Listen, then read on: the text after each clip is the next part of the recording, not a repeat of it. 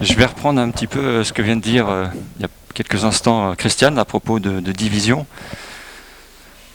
S'il y a une chose qu'on peut dire à propos de division, c'est que ce genre de verset ne divise personne, a priori. C'est un avantage, c'est pratique. J'espère que vous m'entendez correctement, parce que je ne me rends pas bien compte. Donc tout le monde est d'accord, aux profondeurs des richesses et de la sagesse et de la connaissance de Dieu. C'est quelque chose qui nous rassemble tous, il n'y a pas de problème à ce niveau-là. Quand il m'a demandé quel sujet j'allais aborder avec vous aujourd'hui, pour moi c'était une évidence que j'avais à cœur depuis très longtemps. J'ai à cœur de parler de la Trinité. Alors la Trinité, c'est pas un sujet qui rassemble, hein, en général, plutôt un sujet qui divise. Il y a eu beaucoup je ne vais pas dire schisme, mais des divisions énormes à cause de la Trinité. C'est un sujet polémique. C'est pas quelque chose de facile, c'est pas quelque chose de simple. Je pourrais pas tout dire, parce que déjà je suis pas un théologien, je suis pas la meilleure personne pour parler de la Trinité. Mais ce qui est formidable avec le Seigneur, c'est qu'il nous a donné une parole qui est accessible à tous. Et même s'il y a des choses qui sont difficiles à comprendre, parce que Dieu est immense, malgré tout, il se laisse connaître à travers sa parole. Et tout à chacun peut quand même, heureusement et Dieu merci, comprendre certaines choses. Fred ?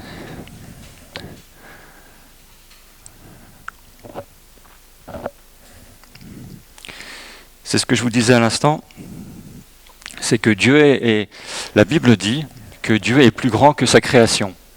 Ça veut dire qu'il est plus grand que l'univers.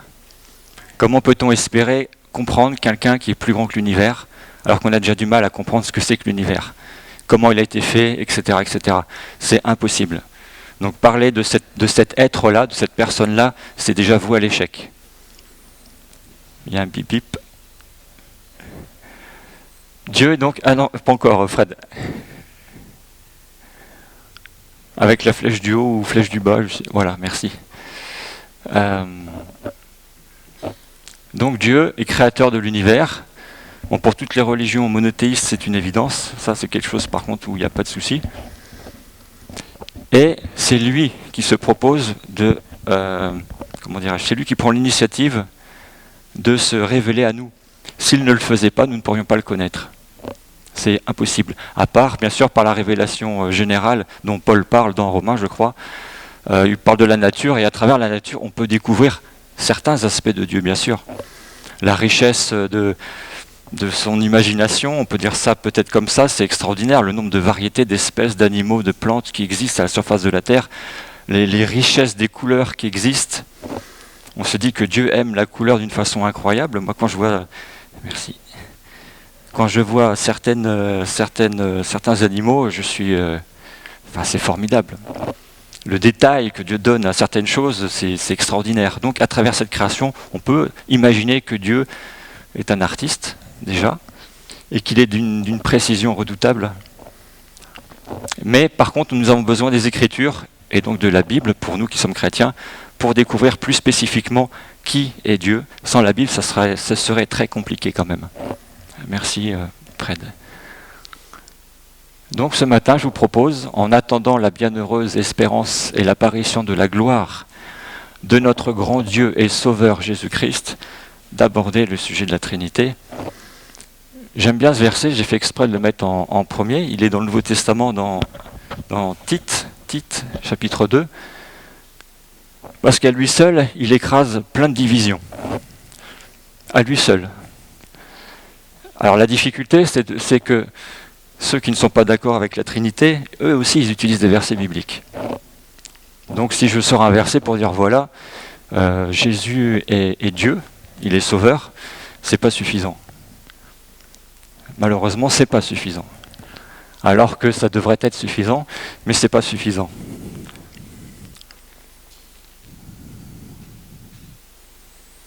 Merci Fred.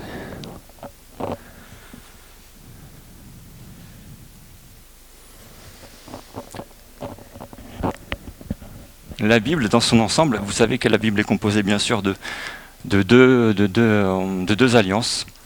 de deux testaments, l'Ancien Testament, le Nouveau Testament, ou l'Ancienne Alliance et Nouvelle Alliance. Il y a une ancienne et une nouvelle, donc on peut dire qu'il y a un changement forcément entre les deux, sinon il n'y aurait pas une ancienne et une nouvelle. Il y a des différences, bien sûr, entre les deux, mais les deux testaments, les deux alliances sont tout à fait d'accord pour rappeler une chose indispensable, c'est qu'il n'y a qu'un seul Dieu. Dieu est unique. On voit ça dans Isaïe, par exemple, ou dans 1 Timothée. Il n'y a qu'un seul Dieu. Ça, c'est quelque chose d'incontestable. Parfois, on dit des chrétiens qu'ils ont trois dieux. Non. Notre livre de référence, la Bible, l'affirme clairement, simplement. Dieu est unique, il n'y en a qu'un. Fred ? Mais ça se complique. On part de simple, il n'y a qu'un seul Dieu. Mais ce Dieu a dit dans Genèse, faisons l'homme à notre image. Et Genèse 1, tout de suite ça se complique. Marrant. Au verset 27, pourtant, il est écrit « Dieu créa l'homme à son image ». C'est beaucoup plus simple. On a deux choses qui semblent absolument paradoxales et irréconciliables. Comment peut-on dire qu'il n'y a qu'un seul Dieu ? Et comment Dieu peut dire « faisons l'homme à notre image ». Normalement, ce n'est pas possible. Donc, on se retrouve vite, tout de suite, dès Genèse 1, confronté à un problème. Un problème, oui et non, heureusement. C'est pas un problème, c'est plutôt quelque chose d'extraordinaire. Mais voilà, dans les Écritures, c'est une réalité, on ne peut pas le contester, on ne peut pas, à part nier certains versets, écarter et se consacrer uniquement aux versets qui nous conviennent. Évidemment, là, c'est plus facile, mais moi, ce n'est pas ce que je vous propose, c'est plutôt d'affronter les versets qui sont compliqués. Merci Fred. On retrouve la même complexité dans le Nouveau Testament. Au commencement était la parole, et la parole était auprès de Dieu, donc deux choses différentes, deux personnes différentes, clairement distinctes, et la parole était Dieu. Même paradoxe. Voilà, que dire ? On pourrait s'arrêter là, s'asseoir et réfléchir pendant des siècles, on ne trouverait pas la solution. C'est normalement pas possible d'être... si je suis auprès de ma femme, je ne suis pas ma femme et ma femme n'est pas moi et pourtant je peux être auprès d'elle. C'est quelque chose pour nous qui est humainement, ça, c'est pas possible. Je ne peux pas être à côté de quelqu'un et être cette personne-là. C'est ou l'un ou l'autre. Pour nous, êtres humains, c'est comme ça que ça se passe. Pour Dieu, il semblerait que ce ne soit pas tout à fait la même chose. Donc si nous nous prenons nous-mêmes comme référence pour comprendre Dieu, on va avoir un problème. D'où l'importance des Écritures. Merci Fred. Il y a une question qu'on pourrait se poser avec ce verset dans Matthieu 28. Quand Jésus dit « Allez donc et faites », j'ai choisi une version d'Arby essentiellement, « Allez donc, faites disciples toutes les nations, les baptisant pour le nom du Père et du Fils et du Saint-Esprit. » Logiquement, si on nous dit qu'il n'y a qu'un seul Dieu, on pourrait se demander pourquoi Jésus a dit ça. Quelle est cette formule, d'où ça sort? Pourquoi il n'a pas dit simplement baptisez-les au nom de Dieu? Et puis c'est tout. Et puis on en reste là. Et ça simplifie le problème. Non, Jésus lui-même a dit au nom, et dans le grec c'est un bien singulier, c'est pas dans les noms du Père, du Fils, c'est dans le nom du Père et du Fils et du Saint-Esprit. Si on est honnête, si on croit que les Écritures sont réellement inspirées du Saint-Esprit, de Dieu, on est obligé de se poser des questions. On est obligé de se dire qu'il y a quelque chose qui nous dépasse et que finalement Dieu n'est pas comme nous et que ça risque d'être un peu compliqué de le comprendre. Merci Fred. La Trinité. Alors c'est un mot qu'on ne trouve pas dans la Bible, mais ce n'est pas un problème, parce que ce n'est qu'un mot. Ce qui compte, ce n'est pas le mot. Ce qui compte, c'est qui est Dieu et comment il est révélé dans la Bible. S'attacher au mot, ça n'a aucune importance. La Trinité, ce n'est qu'un mot d'homme, donc, qui a été trouvé par des théologiens, je ne me rappelle plus les noms, je ne pourrais pas vous dire, pour nommer un des mystères de Dieu, révélés dans la Bible et principalement dans le Nouveau Testament. Quand on lit la Bible, donc on vient de le voir, il y a des versets qui posent problème. Et les théologiens se sont posé la question, simplement et naturellement, comment faire pour nommer ce problème? Comment faire pour nommer cette complexité? Et quelqu'un a trouvé le mot de Trinité, simplement, pour arriver à à nommer le mystère de Dieu. Donc, ce qui compte, encore une fois, ce n'est pas le mot, mais c'est le mystère qu'il y a derrière qui est plus important que le mot lui-même. Et pourquoi le Nouveau Testament? Parce que l'Ancien Testament évoque certaines choses, on l'a vu dans Genèse avec le pluriel, mais c'est dans le Nouveau Testament, surtout, bien sûr, que la Trinité se révèle, puisqu'il faut que l'on comprenne qu'il y a un Père, un Fils et un Esprit, et qu'on se rend compte qu'il y a 3 personnes. Et ça, ce n'est possible que dans le Nouveau Testament pleinement, puisque le Fils s'incarne, il parle au Père, il y a un Père et un Fils, il y a une relation, et une fois que le Fils est remonté, c'est le Saint-Esprit qui descend. Donc il y a cet enchaînement décrit dans les Écritures, dans le Nouveau Testament en particulier, et c'est aussi pour ça que les théologiens ont été obligés de un petit peu, je ne sais pas comment on peut dire comme mot, de nommer les choses pour pouvoir essayer de les comprendre un petit peu, et pouvoir les enseigner. Merci Fred. La Trinité, c'est le cœur du christianisme. Si vous dites que vous êtes chrétien et que vous ne croyez pas en la Trinité, enfin quand je dis croire, on peut avoir des difficultés bien sûr avec la Trinité, puisque la Trinité est quelque chose de complexe. Donc ça, il n'y a pas de problème, ça c'est pas un souci. Moi quand j'ai commencé à aller dans une église en 2001, mais qu'on commençait à parler du Saint-Esprit, c'était compliqué. Quand on me parle du Père, ouais, un Père, du Fils, ouais, d'accord, ça va, mais le Saint-Esprit, c'est une personne. Le Saint-Esprit, c'est une personne. Alors là, c'était plus difficile. Donc je peux tout à fait comprendre que ça soit difficile. Et puis te dire que Dieu est un, mais 3, forcément, c'est compliqué aussi. Mais il n'empêche que la Trinité est incontournable. Quand je dis incontournable, ça ne veut pas dire nécessaire pour certaines choses. Simplement, quand j'ai... En 2001, toujours, quand j'ai appelé Dieu, je n'étais pas croyant, et c'était dans une cage d'escalier, et j'ai appelé Dieu, et j'ai dit simplement, fais quelque chose. J'ai pas dit, oh Dieu, Père, Fils, Saint-Esprit, j'ai pas de formule liturgique toute faite, j'ai simplement dit, fais quelque chose. Et c'est parce qu'il a fait quelque chose que j'ai cru en lui, tout simplement. Mais j'avais pas de notion de Trinité, j'avais pas la connaissance que j'ai aujourd'hui, j'avais rien de tout ça. Ça n'empêche pas. Ça n'empêche pas du tout. Mais cette connaissance est indispensable pour pouvoir expliquer. Si quelqu'un nous demande explication de... Vous dites qu'il y a un seul Dieu, mais 3 personnes, et qu'on n'est pas capable de donner quand même quelques notions, d'en parler un minimum, ça risque d'être compliqué. On risque de ne pas être tout à fait crédible. Donc il faut un minimum connaître un petit peu ce que c'est que la Trinité, pas forcément en profondeur, moi c'est pas mon cas personnellement, mais j'ai quelques notions quand même. Donc la Trinité c'est quoi? Il y a 3 choses essentielles. Si vous retirez une de ces 3 choses, vous n'êtes plus dans la Trinité. C'est simple. Il n'y a qu'un seul Dieu, une seule essence divine, indivisible. Le Père, le Fils, le Saint-Esprit. On ne peut pas dire que le Père est un tiers de Dieu, le Fils est un tiers de Dieu, et le Saint-Esprit est un tiers de Dieu, et quand on rassemble les 3, ça fait Dieu. Non, c'est même pas ça. C'est chacune est entièrement Dieu, intégralement Dieu. Le Père est Dieu, le Fils est Dieu, et le Saint-Esprit est Dieu. Et pourtant, ce sont 3 personnes distinctes. C'est ça le problème. Le problème. La difficulté. Donc on a 3 personnes de même nature divine. Chacune, comme je viens de le dire, est pleinement Dieu, avec des caractéristiques que seul Dieu peut avoir. On ne dit pas que le Père, le Fils et le Saint-Esprit est Dieu, on le dit parce que les Écritures le disent. C'est pas une invention, on n'a pas imaginé. Par exemple, les caractéristiques que seul Dieu peut avoir. Je crois qu'une des principales, c'est l'éternité. Dieu n'a pas été créé, on est d'accord. Même si le Fils a été engendré par le Père, le Fils n'a pas été créé, il est Dieu, donc Dieu ne peut pas... Et la Bible dit clairement que le Père est Dieu, que le Fils est Dieu, que le Saint-Esprit est Dieu, et que chacune sont éternelles.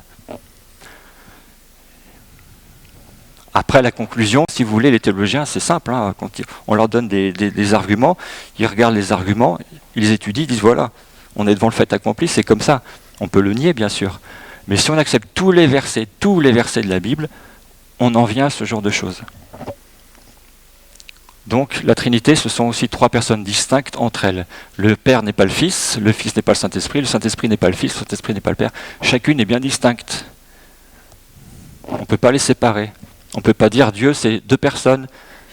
Sinon, c'est les trois ou rien. Il n'y a pas le choix.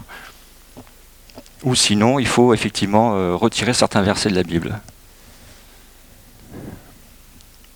Et en plus, chacune a ses spécificités propres. Bien sûr, je vais le rappeler, mais vous le savez bien sûr, c'est le Père qui a envoyé le Fils, c'est bien le Fils qui est monté sur la croix, et personne d'autre. Et c'est bien le Saint-Esprit qui est descendu à la Pentecôte. Leurs rôles ne sont pas non plus interchangeables. Ils ont des spécificités que chacun doit accomplir. C'est comme ça, c'est dans cet ordre-là. Il y a même une chronologie, puisqu'il a fallu que le Fils vienne d'abord pour que le Saint-Esprit vienne ensuite. Il y a un ordre. C'est comme ça. Pourquoi ? C'est comme ça. Merci Fred. Donc les trois sont appelés Dieu. Il y a des versets. Alors j'ai pas mis la liste des versets, mais si vous la voulez, j'essaierai de vous la fournir. Les trois sont éternels. Les trois sont créateurs. À part Dieu, je vois pas qui peut créer. Alors j'ai mis trois petits points parce qu'il y a plein d'attributs de Dieu qui ne concernent que Dieu seul et qui ne sont pas que nous. On a été fait à notre Dieu nous a fait à son image. Mais on n'a pas les caractéristiques de Dieu. On n'a pas créé l'univers. Il y a plein de choses qu'on n'a pas de lui. On est simplement à son image. Donc une image, c'est pas lui. Enfin, pour nous en tout cas, ce qui nous concerne. Comme je disais, il y a un ordre, une relation, parfois spécifique entre eux. Alors j'ai mis quelques mots techniques que je n'ai pas du tout abordés, parce que ça ne m'intéresse pas en soi. L'engendrement, l'aspiration et la procession. Vous voyez, si on commence à creuser un peu dans la théologie, on part dans des choses qui sont hyper compliquées et c'est pas du tout mon propos.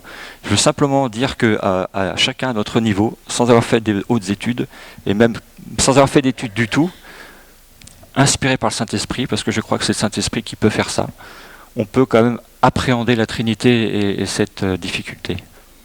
Merci Fred. Il y a quelque chose qui est dit clairement dans la Bible, dans le Nouveau Testament en particulier, même si l'amour de Dieu se ressent dans toute la Bible. Et c'est comme la Trinité. L'amour de Dieu, on le découvre de Genèse jusqu'à l'Apocalypse. Et la Trinité, c'est pareil. Même si ce verset n'existait pas dans Jean, dans 1 Jean, je crois, on le découvrirait. Le mot n'est pas nécessaire en lui, parce que ça transpire. Et la Trinité, c'est pareil. Dieu est amour.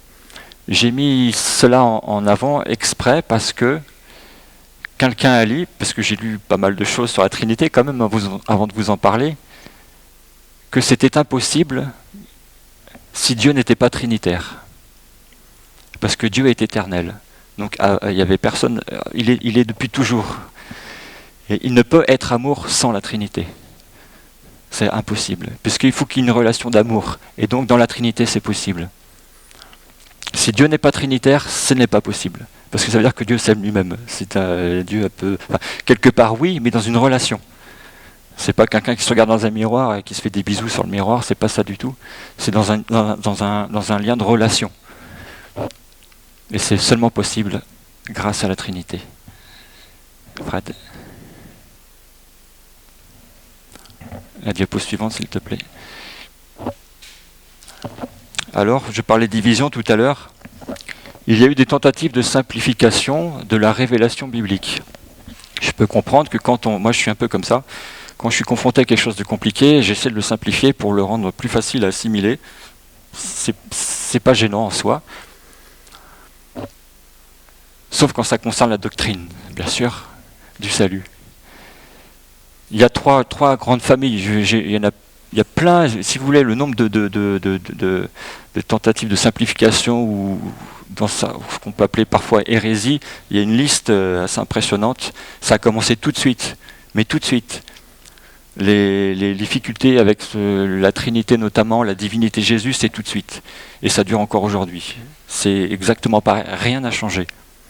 Il y a le trithéisme qui est de dire, puisque le Père est Dieu, puisque le Fils est Dieu, puisque le Saint-Esprit est Dieu, ça fait trois dieux.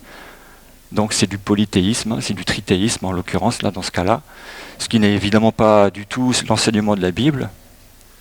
Il y a le modalisme, qui est de dire qu'il n'y a qu'un seul Dieu, bon jusqu'à là on est d'accord, mais qui prend trois formes, c'est-à-dire que Dieu est tantôt le Père, tantôt le Fils, tantôt le Saint-Esprit, et en fonction des circonstances, ou en fonction des périodes, il est le Père, après il est le Fils, et après le Saint-Esprit. Voilà, c'est comme un masque, il change de masque en fonction des circonstances et des besoins. C'est pas du tout l'enseignement de la Bible, c'est pas ça du tout. 3 personnes distinctes. Et il y a aussi évidemment le rejet de la divinité de Jésus, ça c'est n'est-ce pas? Où on dit notamment que seul le Père est Dieu. Alors tout ce que je vous dis là, ça existe. Il y a par exemple pour la dernière, ce sont les unitariens qui prennent la Bible comme référence, mais la conclusion c'est que seul le Père est Dieu. La Trinité, c'est pas acceptable. Merci Fred.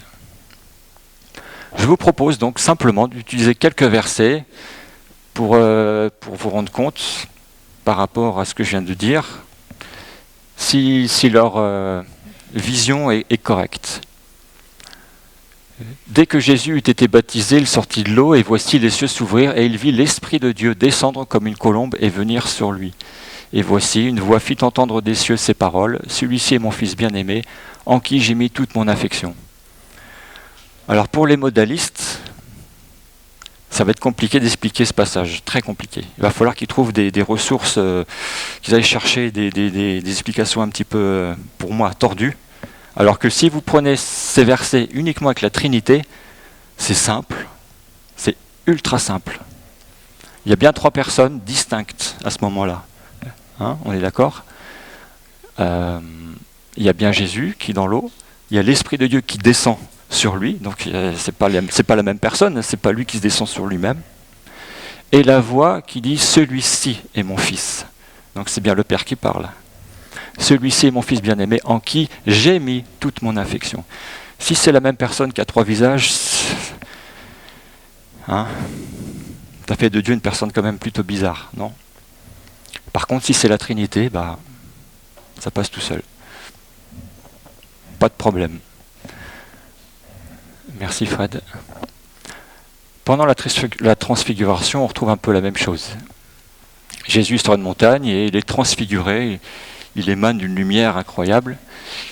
Et voici, une voix fit entendre de la nuée ces paroles. « Celui-ci est mon Fils bien-aimé, en qui j'ai mis toute mon affection. Écoutez-le. » Voilà. Lorsqu'ils entendirent cette voix, les disciples tombèrent sur leur face et furent saisis d'une grande frayeur. Ils ont assisté à quelque chose que beaucoup de gens aimeraient vivre, n'est-ce pas? Ça doit être assez formidable. Ils ont vécu la Trinité, ils ne sont pas posés de savoir si le mot était dans la Bible. Je peux vous dire, ce n'était pas leur problème. Merci Fred. À Gethsémanée. Et s'en allant un peu plus en avant, il tomba sur sa face, priant et disant « Mon Père, s'il est possible, que cette coupe passe loin de moi, toutefois, non pas comme moi je veux, mais comme toi tu veux. » On a bien là l'expression de 2 volontés différentes et donc de 2 personnes. C'est impossible d'expliquer ce verset avec le modalisme et de dire que il y a un Dieu qui utilise des visages. Ce n'est pas possible. Jésus, là, il est tout seul. Alors, soit il se ment à lui-même, soit il a un problème, soit c'est la Trinité. Et la Trinité explique facilement ce verset. Mais toute la Bible est comme ça. Tout le Nouveau Testament en particulier est comme ça. Si vous lisez le Nouveau Testament avec la Trinité en tête, il y a nettement moins de problèmes. Alors, par contre, si vous la lisez sans la Trinité, effectivement, il va falloir trouver plein d'explications à plein de versets qui sont incompréhensibles. Et là, vous partirez dans je sais pas quoi. Merci Fred. Alors, dans Philippiens, chapitre 2, il y a un passage un petit peu long, mais je vais le lire quand même. Certains pensent que c'est un hymne chrétien. Alors, on ne sait pas si c'est Paul qui l'a écrit, mais en tout cas, Paul le cite dans sa lettre aux Philippiens. Qu'il est donc en vous cette pensée qui a été aussi dans le Christ Jésus. J'ai pris cette version exprès parce que dans cette version, il y a bien Christ Jésus et pas Jésus-Christ. Alors vous me dire c'est un détail. Oui et non. Oui et non. Étant en forme de Dieu, n'a pas regardé comme un objet à ravir d'être égal à Dieu. Ça c'est comme je vous l'ai dit, pour plusieurs personnes qui sont compétentes, un hymne. Donc voilà ce que les chrétiens de l'époque apprenaient, peut-être un chant, peut-être qu'il y avait une musique dessus, je n'en sais rien. Mais c'était clairement dit, l'égal de Dieu. Donc pour tous ceux qui pensent que Jésus, et utilisant les Écritures, n'est pas Dieu, ça va être compliqué, il va falloir couper le verset avec une paire de ciseaux dans sa Bible et l'évacuer facilement. Mais il s'est anéanti lui-même, prenant la forme d'esclave, étant fait à la ressemblance des hommes, et étant trouvé en figure comme un homme, il s'est abaissé lui-même, étant devenu obéissant jusqu'à la mort et à la mort de la croix. C'est pourquoi aussi Dieu l'a aussi élevé et lui a donné un nom au-dessus de tout nom, afin qu'au nom de Jésus se ploie tout genou, des êtres célestes et terrestres et infernaux, et que toute langue confesse que Jésus-Christ est Seigneur à la gloire de Dieu le Père. Si vous prenez cet hymne de façon trinitaire, normalement ça se passe bien. On retrouve, vous avez peut-être constaté, la même difficulté dans ce passage. On a en jaune là-haut d'être l'égal de Dieu. Et on a un petit peu en dessous, c'est pourquoi aussi Dieu là-haut élevé. On a ce même paradoxe de à la fois, on retrouve ces gens, c'est pareil, c'est la parole était auprès de Dieu et la parole était Dieu. C'est pareil là, on retrouve ces mêmes difficultés. C'est de dire que Jésus est Dieu, mais que Dieu l'a élevé. Si vous prenez la Trinité, bah ça passe. Si vous ne prenez pas la Trinité, moi je ne peux pas comprendre. Je ne peux pas comprendre sans ça. Merci. La Trinité, c'est dire trois personnes, une seule nature, divine. Il n'y a qu'un seul Dieu. Il est indivisible, on ne peut pas dire, sinon ça fait plusieurs dieux. Donc il y a toujours un seul Dieu, toujours. Mais trois personnes. Et Jésus, lui, c'est une personne, mais deux natures, divine et humaine. C'est ce que disent les Écritures. On ne peut pas simplifier le problème. On ne peut pas simplifier cette complexité. Simplifier, c'est forcément renier les Écritures, déjà, et amoindrir forcément le salut, amoindrir qui est Dieu. Jésus est divin, pleinement divin. Si vous dites qu'il n'a qu'une nature, vous supprimez la gloire de Dieu, forcément, obligatoirement. S'il n'était que Dieu, il n'était sans être homme, ça veut dire que quelque part il n'a pas souffert, c'est pas possible. S'il n'était qu'homme et pas Dieu, quel sang a coulé sur la croix? Il était les deux. Ça fait partie des difficultés de la Bible. Mais si vous voulez, ça c'est une petite astuce, c'est une astuce, c'est pas vraiment, mais si vous voulez, comment dirais-je, par rapport à, si vous avez des versets compliqués, par exemple quand Paul parle de, quand il fait ses salutations, souvent il utilise Dieu le Père et le Seigneur Jésus-Christ, parfois dans le même passage. Donc on pourrait croire que ce sont deux personnes différentes. Oui, ce sont des personnes différentes, oui, mais ils ont la même nature. Il ne faut pas oublier ça. Si on zappe ça, effectivement, on peut prendre un verset et dire, mais attendez, il est écrit que Dieu le Père est le Seigneur Jésus-Christ. Donc ce sont bien donc Jésus n'est pas Dieu, puisqu'il est Seigneur, mais il n'est pas Dieu, c'est le Père qui est Dieu. Si on sort les versets du contexte général du Nouveau Testament, effectivement, on peut faire dire tout et n'importe quoi. Mais si on reste fidèle à ce qui est révélé globalement dans le Nouveau Testament, il n'y a pas de problème, il n'y a pas de difficulté. Il ne faut pas oublier cette distinction entre la nature ou l'essence et la personne. On voyait au-dessus, Jésus, une personne de nature, la Trinité, trois personnes, une nature. Il faut arriver à séparer les choses. Si on ne sépare pas les choses, effectivement, on s'embrouille. Il y a des versets, c'est plus possible. Merci Fred.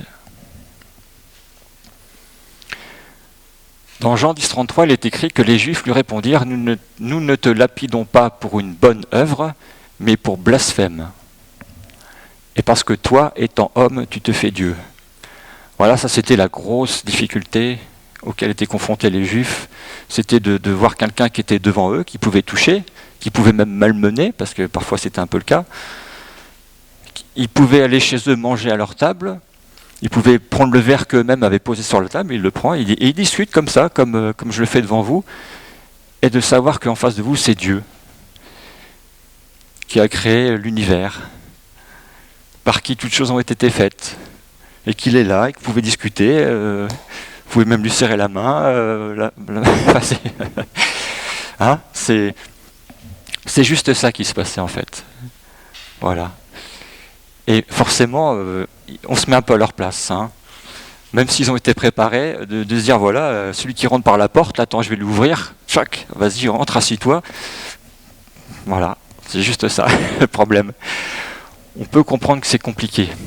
Même s'ils ont été préparés par les Écritures, notamment dans Genèse, parce que, comme me l'a dit Tim une fois, forcément, ils étudiaient les Écritures. Donc ils ont dû se dire, il y a un souci, il y a un seul Dieu, mais faisons l'homme à notre image. Voilà, mais c'est pas facile. Pour Pierre, à un moment donné, Jésus dit, « Qui dites-vous que je suis ?» Il s'adresse à tous ses disciples. « Qui dites-vous que je suis ?» Ses disciples qui le suivent. Certains disent, « Tu es Élie », d'autres, « Tu es un prophète ». Un a dit, un seul, hein, « Tu es le Fils de Dieu ». Un seul. Et que lui a dit Jésus? Je ne me rappelle plus exactement comment c'est dit, mais comme quoi c'est le Père qui lui a révélé. Voilà. En fait, tout est affaire de révélation. Sans révélation, effectivement, comment croire que la personne qui marche là, qu'on côtoie et à qui on partage le pain, c'est Dieu? Moi, je ne suis pas sûr d'y arriver. Je suis pas sûr d'y arriver sans le Saint-Esprit, sans la révélation. Je ne pense pas que j'y arriverai. Je ne serai pas meilleur qu'eux. Merci Fred.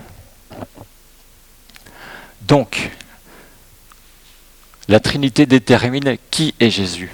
La Trinité indique quel sang a coulé à la croix. La Trinité éclaire sur qui est mort pour mes péchés. De la Trinité dépend notre salut en fait. La Trinité glorifie Dieu parce qu'elle vient de Dieu, à qui revient toute gloire. On va juste reprendre ce qui est là-haut avec la Trinité. Qui est Jésus? Si vous prenez la Trinité, c'est le Fils de Dieu. Le Fils de Dieu, c'est forcément Dieu. Hein, quand le petit d'une girafe, les girafes font des girafes, les rhinocéros font des rhinocéros. Quand le Père engendre, c'est Dieu aussi. Même s'il passe par le ventre de Marie, parce qu'il faut qu'il se fasse homme et pleinement homme, ça ne change rien. Sa nature est ainsi faite. Quel sang a coulé sur la croix? Alors je ne sais pas pour vous, j'espère que c'est comme pour moi, mais pour moi, c'est Dieu qui est mort sur la croix. C'est quelque chose d'incroyable. Dieu n'a pas envoyé quelqu'un faire le sale boulot, comme j'ai lu quelque part. Il n'a pas envoyé quelqu'un. Il n'a pas pris une créature et il l'a envoyé à la croix. Ce serait évidemment plus facile. C'est moins douloureux. Mais ce n'est pas ce que Dieu a choisi. C'est son Fils qu'il a envoyé. Son Fils incarné.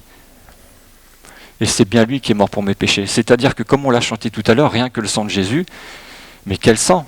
Si vous ne croyez pas en la Trinité, quel sang! Quel sang est mort quel sang a coulé pour vous? Moi, c'est le sang le plus précieux. C'est à ce à quoi je me raccroche. C'est que Dieu a tout accompli. C'est qu'à lui seul revient toute la gloire.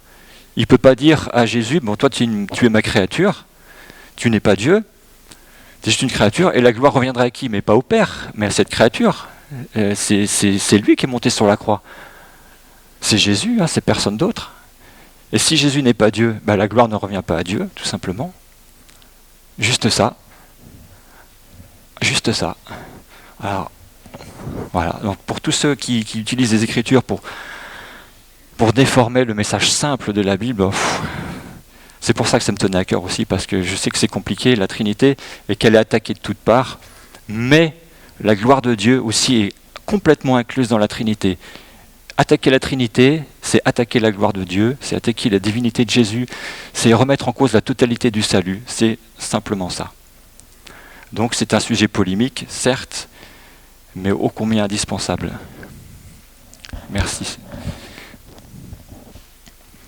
Comme je disais tout à l'heure, la Trinité, c'est un mot, ce n'est qu'un mot, c'est pas grave si on ne le connaît pas, si on ne connaît pas sa définition exacte, c'est pas ça qui compte. Pour Pierre, il ne connaissait pas le mot, puisque le mot a priori n'existait pas à l'époque. Il a été trouvé quelques siècles après. Pierre, dans 1 Pierre 1,2, disait, dans son salutation, « Aux élus, selon la préconnaissance de Dieu le Père, en sainteté de l'Esprit, pour l'obéissance et l'aspersion du sang de Jésus-Christ, que la grâce et la paix vous soient multipliées. » Si la notion de Trinité n'existait pas pour Pierre, ça, il faut le retirer tout de suite. Il n'y a aucune raison que quelqu'un parle comme ça, si déjà la Trinité n'est pas vécue par les chrétiens à l'époque. Ça n'a aucun sens, ça rime à rien. Merci Fred. Paul, un autre apôtre. Que la grâce du Seigneur Jésus-Christ et l'amour de Dieu et la communion du Saint-Esprit soient avec vous tous. Bon, c'est ce que je nous souhaite. Mais sans la Trinité. Paul non plus, il n'utilise pas le mot Trinité, hein, mais il la vit. C'est pour lui, c'est une évidence. Il n'y a pas de souci, c'est pas compliqué. Il commence ses salutations ou parfois même ses fins de lettres par une formule qu'on pourrait appeler trinitaire. Voilà, c'est simple, ils le vivent à l'époque. Ils ne se posent pas la question de savoir si ça existe ou pas. Ils le vivent. Ça se vit, la Trinité.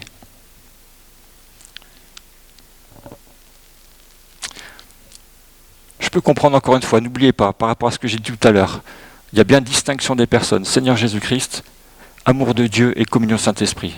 On a bien 3 personnes, d'accord? Mais si on oublie qu'il n'y a qu'une seule nature, effectivement, vous prenez le verset, vous le sortez, vous vous disiez regarde ce qu'il est écrit, et puis voilà. Mais vous niez tout le reste. Vous êtes obligé de renier tout le reste. Vous êtes obligé d'être sélectif dans vos versets. Et une bonne doctrine, une saine doctrine s'appuie sur la totalité des versets. Il n'y a pas de verset qu'on doit repousser parce qu'il nous embête. C'est pas possible, ça ne peut pas fonctionner comme ça. Merci Fred. Donc là, il y a une lecture à faire pour finir.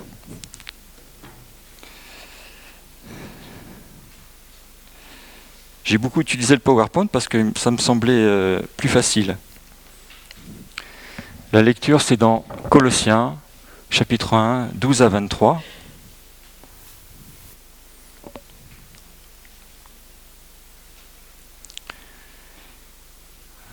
Que je retrouve.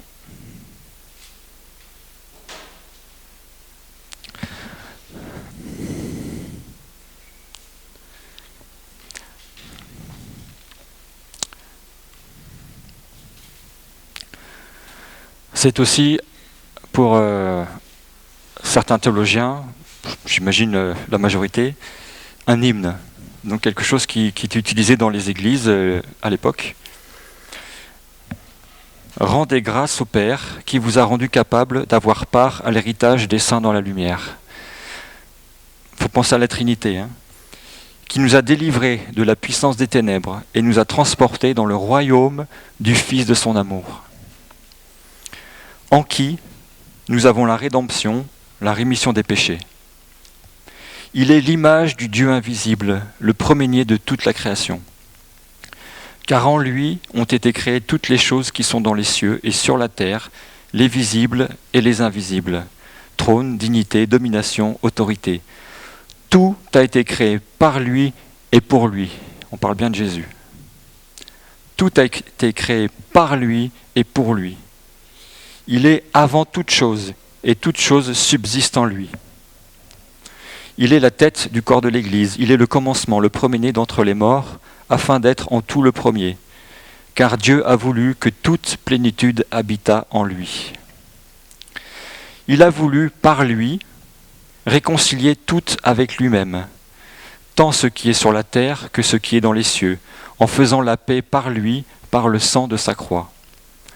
Et vous, qui étiez autrefois étrangers et ennemis par vos pensées et par vos mauvaises œuvres, il vous a maintenant réconciliés, par sa mort dans le corps de sa chair, pour vous faire paraître devant lui, saint, irrépréhensible et sans reproche. Si du moins vous demeurez fondés et inébranlables dans la foi, sans vous détourner de l'espérance de l'Évangile que vous avez entendu, qui a été prêché à toute créature sous le ciel et dont, moi, Paul, j'ai été fait ministre.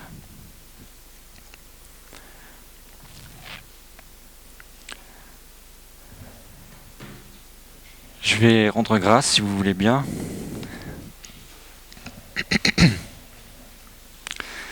Seigneur, merci.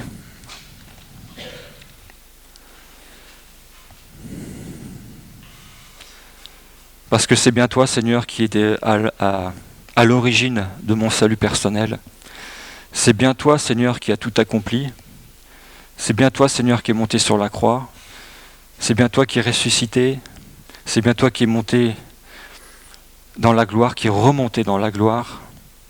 C'est bien ton esprit qui est descendu pour nous aider à comprendre et à vivre qui tu es, Seigneur. Tim parlait tout à l'heure de son père qui vivait les choses simplement, pas seulement le dimanche. Moi, Seigneur, je crois que effectivement, on peut te vivre, Père, Fils et Saint-Esprit, tous les jours, même si c'est compliqué parfois, même si on a plutôt envie de dire Père, plutôt parfois Seigneur, plutôt parfois Jésus, plutôt parfois Saint-Esprit. Nous savons, Seigneur, par tes Écritures, que c'est toujours à toi que revient la gloire. Merci de ta grâce, Seigneur, je te remercie pour la communion que nous avons les uns avec les autres, c'est par ton Esprit, c'est par le sang de Jésus-Christ, si nous sommes là ce matin, Seigneur. Et je te demande, Père, de nous bénir au nom de ton Fils, notre Seigneur Jésus-Christ. Merci encore pour ta parole qui nous est précieuse, Seigneur. À toi toute la gloire éternellement, au nom de Jésus. Amen. Je vous remercie de votre écoute.